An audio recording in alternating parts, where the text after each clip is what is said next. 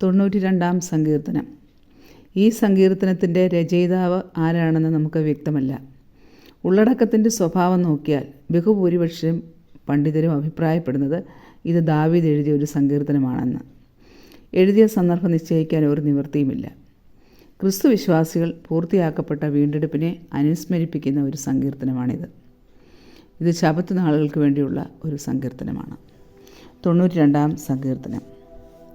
യഹോവയ്ക്ക് സ്തോത്രം ചെയ്യുന്നതും അത്യുന്നതനായുള്ളവേ നിന്റെ നാമത്തെ കീർത്തിക്കുന്നതും 10 കമ്പിയുള്ള വാദിത്രം കൊണ്ടും വീണ കൊണ്ടും ഗംഭീരസ്വരമുള്ള കിന്നരം കൊണ്ടും രാവിലെ നിന്റെ ദയയെയും രാത്രിതോറും നിന്റെ വിശ്വസ്തയെയും വർണ്ണിക്കുന്നതും നല്ലത്. യഹോവേ, നിന്റെ പ്രവൃത്തി കൊണ്ട് നീ എന്നെ സന്തോഷിപ്പിക്കുന്നു. ഞാൻ നിന്റെ കൈകളുടെ പ്രവൃത്തികളെക്കുറിച്ച് ഘോഷിച്ചുല്ലസിക്കുന്നു. യഹോവേ, നിന്റെ പ്രവൃത്തികൾ എത്ര വലിയവയാകുന്നു! നിന്റെ വിചാരങ്ങൾ അത്യന്തം അഗാധമായവ തന്നെ. മൃഗപ്രായനായ മനുഷ്യനത് അറിയുന്നില്ല, മൂഢനത് ഗ്രഹിക്കുന്നതുമില്ല.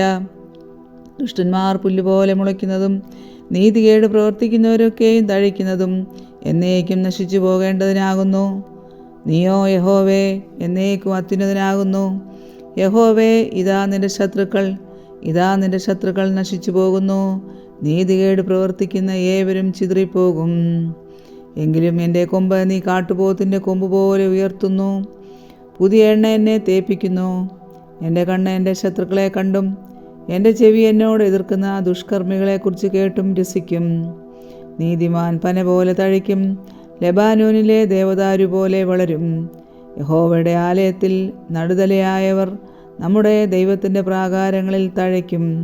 വാർദ്ധക്യത്തിലും അവർ ഫലം കായ്ച്ചുകൊണ്ടിരിക്കും. അവർ പുഷ്ടി വെച്ചും പച്ച പിടിച്ചുമിരിക്കും.